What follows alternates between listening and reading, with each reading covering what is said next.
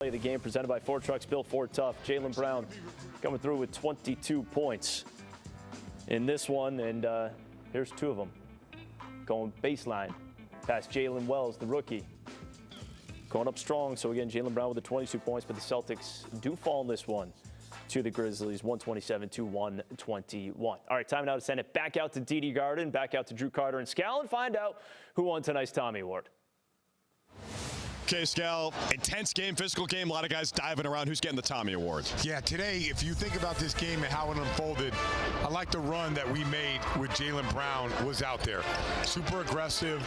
He was efficient from the field. He still had those moments where he took over the game. Great cuts. I thought his energy got us back into it. And remember, 5 games in 7 nights on a back-to-back. Grueling game the other night, and Jaylen Brown had the energy to get us there. So just all the things that he did throughout this game, especially that play right there, that offensive rebound and the putback. I got Jaylen Brown winning the Tommy Award. Let's give a lot of Tommy points to the Bull Gang and our NBC Sports Boston production crew getting us ready for this game. Celtics played last night, Bruins this afternoon, Celtics played again. Thank you, everybody. Salute to you. We'll talk to you in a few days when the Celtics take on the Pistons. All right, fellas, thanks so much. The Tommy Award presented by Harvard Pilgrim Healthcare. This way to better health as Jaylen Brown gets the Tommy Award. Tonight, taking a look at the leaderboard, is we got a lot of big men at the top here, and Eddie was on top of Scal for that. So Jaylen Brown gets his second of the season, making its way up there alongside Jason Tatum. All right, quick break. We're right back with more here at Celtics Postgame Live. Celtics Postgame Live is brought to you in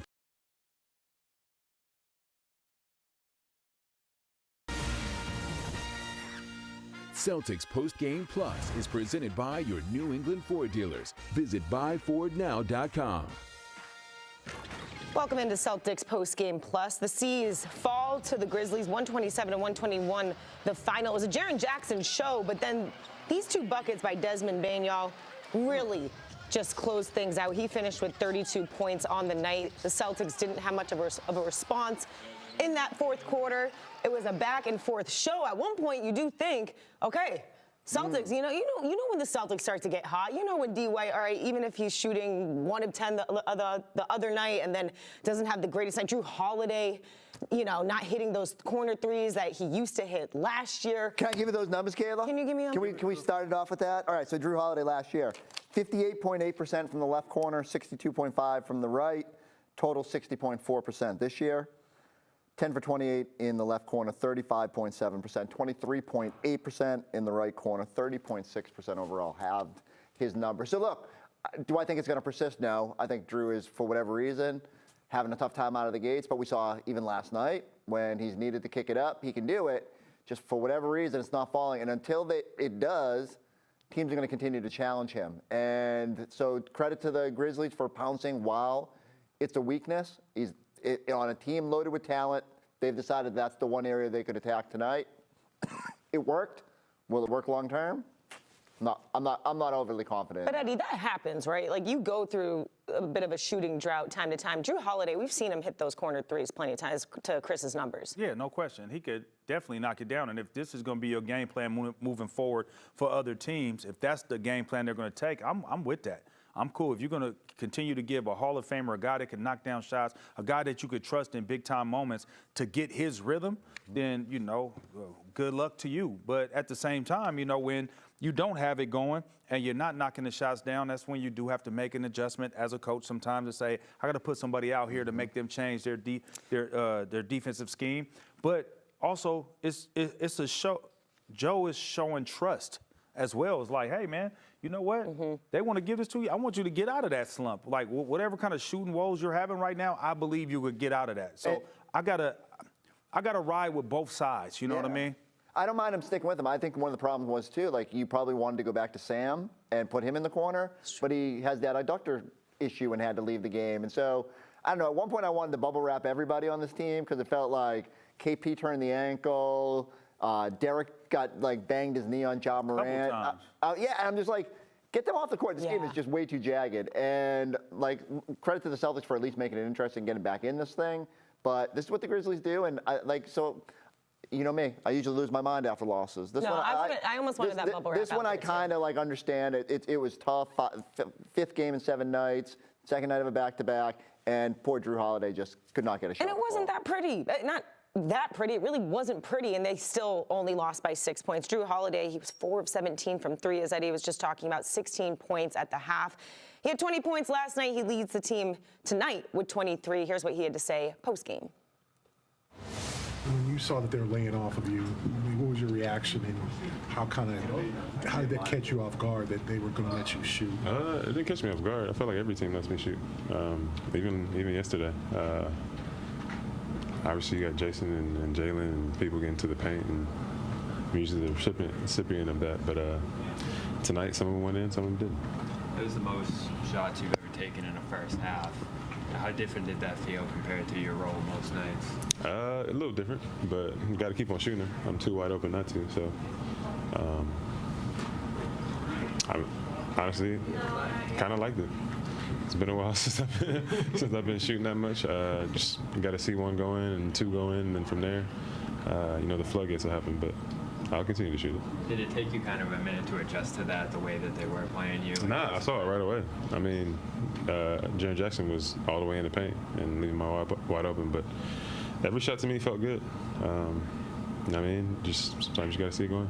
When you guys talk about that stuff, is it like keep shooting? Oh yeah. Everybody told me to keep shooting. Everybody told me to keep shooting. Which I don't have a problem doing that. Sometimes I do want to a little rhythm dribble or something, but I'll keep letting it fly.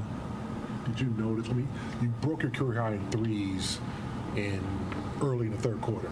You took 14, your career high was 13 previous. Mm-hmm. Did you notice, damn, I'm shooting a lot? What kind of, because you don't count your stats, but you got to notice, damn, I'm getting them up.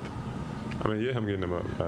They're literally dropping all the way in the paint, and I'm wide open. So, yeah, I knew I was shooting them. But, again, I don't see it as an issue. Some games you shoot it well, some games you don't. Today wasn't the best day for me, but I'll keep shooting. Does the math give you some confidence just knowing that, on average out, you're not going to go 4 for 17 again anytime soon? Honestly, I haven't even thought of that. It's really just about shooting with confidence and continue shooting it. Again, been here long enough to know sometimes they're going to fall, sometimes they aren't, but any given night, somebody can explode, and that could be sounding weird. That could be me. How did that strategy impact the rest of the game? As Joe tells us all the time, that it's all connected, and how are they able to get back defensively, or how did it impact the other end? I think they were all good shots, so I'm not sure if it impacted them in a different way. I know transition, they played very well.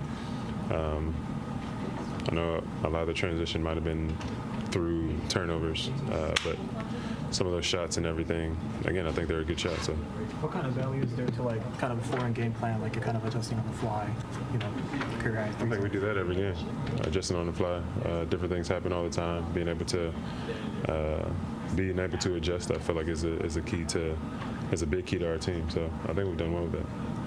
How tough was this second night of back-to-back 5 and 6? What did our elementary coaches and growing up coaches would always say? Shoot or shoot, right? Mm-hmm. Shooters keep shooting. Okay, 4 of 17 for Drew Holiday, but 18 of 60 threes in that entire, that's a lot of threes. But, Eddie, when I was watching, and Chris, when I was watching towards the end of that game, I think what I didn't love was the 2 whatever minute time span in the fourth quarter where you just see them launching deep threes. And then you have Jaylen Brown that breaks that, the missing stretch, and then he knocks one down. And then you say, okay, that's a good shot. What was your mentality? What's your take on kind of those end of the game 3-pointers? Well, I thought that we were just trying to get back in the game. And at some times when you go down, you're down by 6, and it's not that you're playing hero ball. You just feel like, hey, I could make this shot. I could get this shot if I make this 3. I get the crowd involved in it, get my teammates excited and things like that. Because we don't have selfish players on this team that play hero ball. That guys are like, hey, I'm about to take over this game.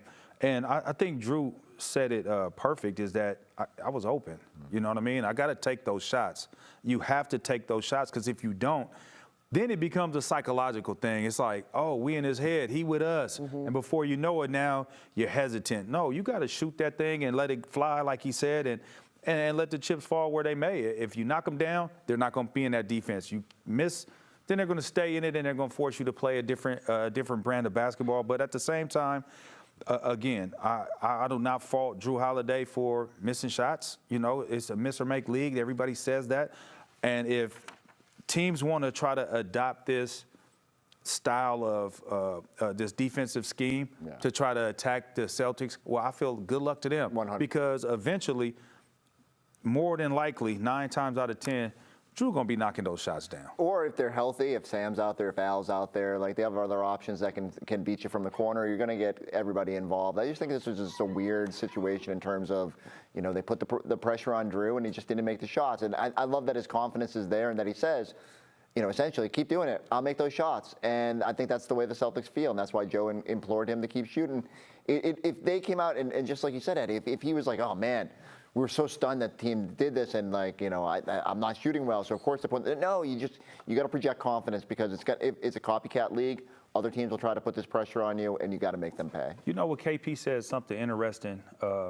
He said that, you know, Drew is an unselfish player.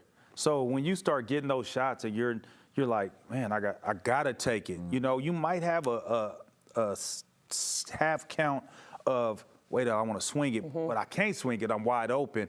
And that maybe could have disrupted him. But now, since they showed this look, I think he's going to be stepping into these shots with, not that he didn't have confidence, but he's just going to be stepping into these shots like, I got to let them go. Did you ever have a night where you're like, man, no, man, I wish they would. I wish they would have let me before I asked the question. I wish they would have gave me some looks like that. Didn't miss. But you know what? You make a great point because when you have Drew Holiday who's shooting as well as he did from the corner specifically last season, like, of course you're going to take those up. But read what the defense gives you, right?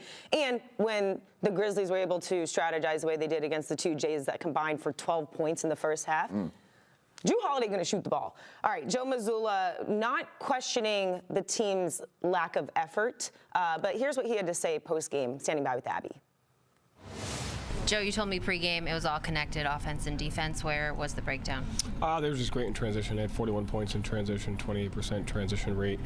They did a great job getting out there, and they're a hard team to score when you give them that many possessions in transition.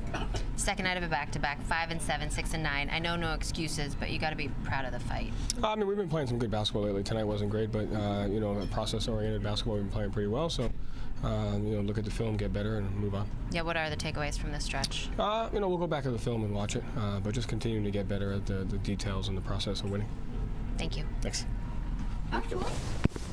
The Celtics don't get this one here tonight. They take the loss here to Memphis. You see the final right there, 6-point L, 127-121. But it's a long season, and they got another game coming up on Wednesday against a team that they played just a couple of days ago, and that's Detroit Pistons. We're going to break that down coming up next here on Celtics Post Game Plus.